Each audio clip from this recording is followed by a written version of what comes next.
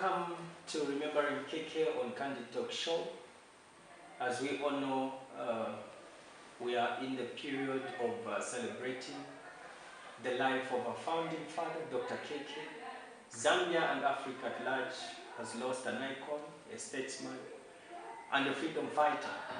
And as the Candid Talk team, we have decided to invite various personalities that are coming through to share how they remember KK, what KK means to them, and as well what he means to us, the Zambian people. Today I am joined by legendary ZNBC TV presenter and host of the famous show called Smooth Talk. This is none other than Smooth IK, or Innocent Kalaluka. Smooth IK, it's good to have you on Candid Talk. Thank you very much. Nice to be here. First of all, how did you feel upon receiving the news that KK is no more? Well, sad, obviously, like I think everybody else was a Zambian, but in this case everybody else was an African, because I think that KK did touch just about everybody's life. But, even personally, I felt really a sense of loss, and it's interesting how he was 97, but still, for some reason, we just felt that he live on. We rooted for 100, for instance, and I think that even after 100, we have rooted for 101. So it's all because I think as humans we do not want the aspect of death to come in, but it always does, and it always will. So it was so sad, but again, expected yet unexpected. What does KK mean to you as an individual? Well, as an individual, first of all, is a reason that we are here as Zambians, and living the life that we live now, because he fought for our independence alongside a lot of other people. Obviously, Simon Monsagapugo, obviously, can be mentioned in the same breath. But for me, also because I think that we took leave from him. I took leave from him, just somebody who can be dedicated to one thing, because they are looking at the bigger picture. And I think that at times, what most of us lack is consistency in what we're trying to do. The moment we hit a snag, we want to stop. And I think had he stopped when he hit a snag, and he hit several of those, I think that then, Zambia would have taken a different turn. So yeah, it was very touching for me, because he's a person that I think I have looked up to because of his principles and just how he led his life. In relation to the struggle and freedom for independence, how can you define KK? Well, more or less, like I said, he's the reason that we're here. He fought for our independence, and I think for me, really fighting for independence, I think there's always someone who will fight for independence in a particular country. For me, that is a big story in itself, but I think the bigger story with KK is that even after Zambia was liberated in '64, he looked around and saw the neighbors in a position that we're in before independence, and decided, no, we will not then call ourselves independent if our neighbors are not independent. And they started fighting for the neighbors, started giving them shelter, started fighting their wars. There's a time that he decided we're not going to be buying anything from South Africa, I think even from Zimbabwe, just so we're not supporting that regime that's there. It was our way of protesting. And I think that, as Zambians, we probably went through quite a lot, because we depend on each other. We're a landlocked country as Zambia, but it means that we've got countries all around us. So some things we can't produce, we expect the others to get from the others, and vice versa. But we decided, no, we're not going to do that, because we don't want to support that other regime. I think that, was a big step taken, and for me that's what makes him even, larger than most, because he thought of the next, the other country, the other people. So he was not only liberating Zambia, his was to liberate Africa and everybody else around. And how do you think Africa should celebrate him? Because it not only, as you have put it, fought for Zambia, but also well, I think that in a sense that Africa is remembering him. We've got all of these countries that have had put across days of national mourning trying to remember him, and I'm really hoping that the story of KK is being told even in that particular country. I mean, we've got Mandela, who we all celebrate, a great statesman. But yeah, Mandela fought to liberate South Africa. KK fought to liberate not only Zambia, but the rest of Africa, as long as they were in duress, they were not independent.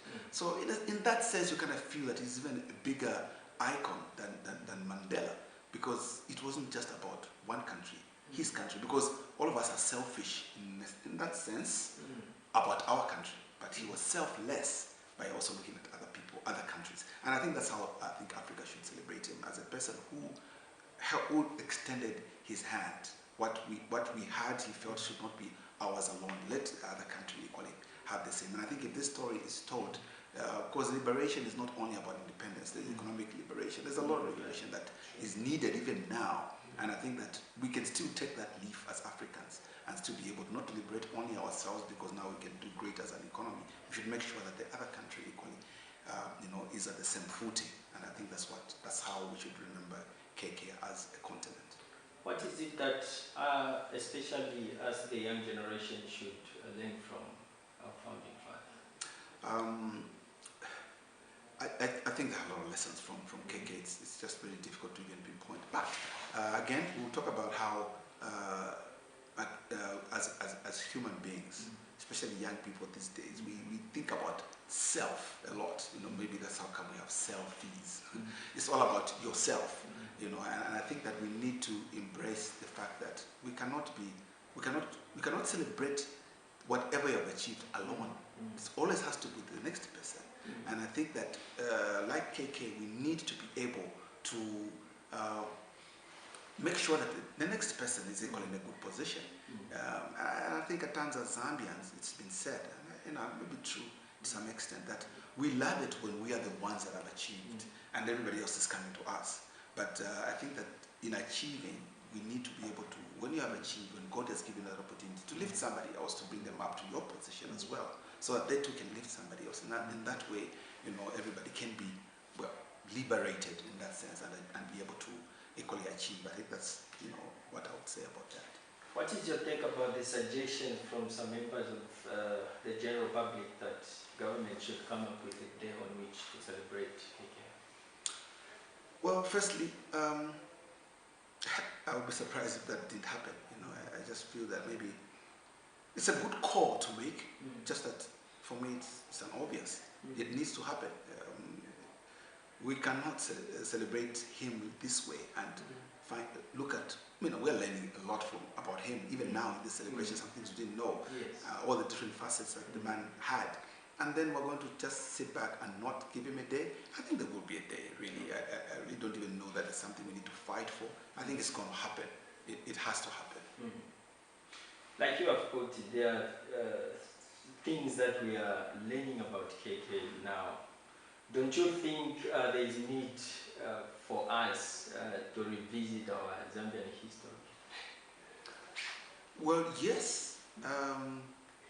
But also maybe to read, our Zambian history, because we've come across a lot of authors, even at ZNBC, when we're looking at, when we're celebrating the life of KK, who have written great works on the man. And in truth, some of them I have not read, but also maybe because our reading culture and publishing to that extent is not where it's supposed to be. We've got a lot of books that we can't even find. I was seeing some books, I'm like, oh, okay, there's this book, I've never seen it. I've not seen it in a bookshop anywhere. So I think there is quite a lot that's being written. Having said that, there is a lot that can be written about KK, and I think we should begin to write, we should begin to think broadly about what our country has. And also what I think it has done is that it's not only KK, because KK was not working as an individual. There must have been other people around him, the web, other people around him. What is their story? I think that yes, a lot should be written and a lot can be written about KK, but there is some that's been documented, but let's just take time to read. What is it that the leaders of today, that we have today, politicians, should learn from KK? I think unity is the most important thing. Countries that have developed worldwide, anywhere in the world, are very united. And I think that's what KK was trying to do. I mean, every province was known for something, you know. Either you're producing batteries, you're producing the Land Rover, you know, either you're producing pineapples, and that then was giving everybody some economic independence, every province some economic independence.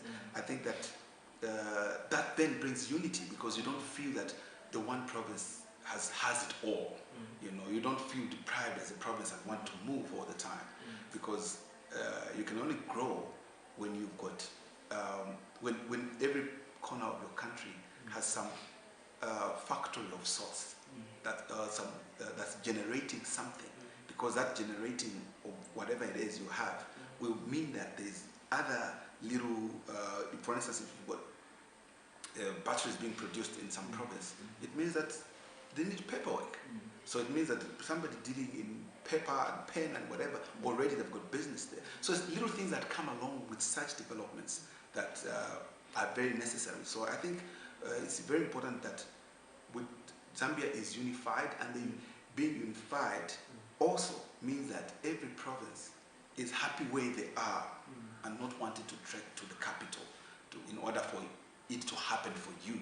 So I think that that kind of unity that unity comes along when every province feels that they are part of that country.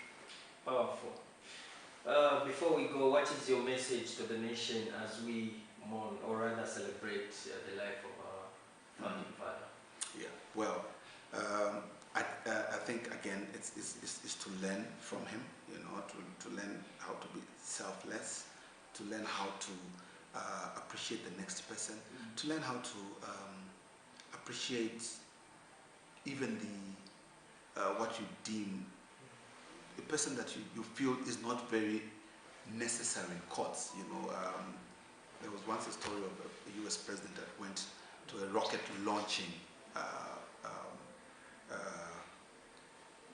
site, and he was saying hi to everyone. And one of the persons he met, he asked, "What's your role here? What do you do?" And the person said, "I helped to put the man on the moon."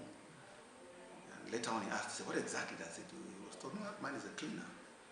And he realizes that if I'm not going to clean your office, you are not going to sit down in that office and make all those decisions that will lead to a man going on to the moon.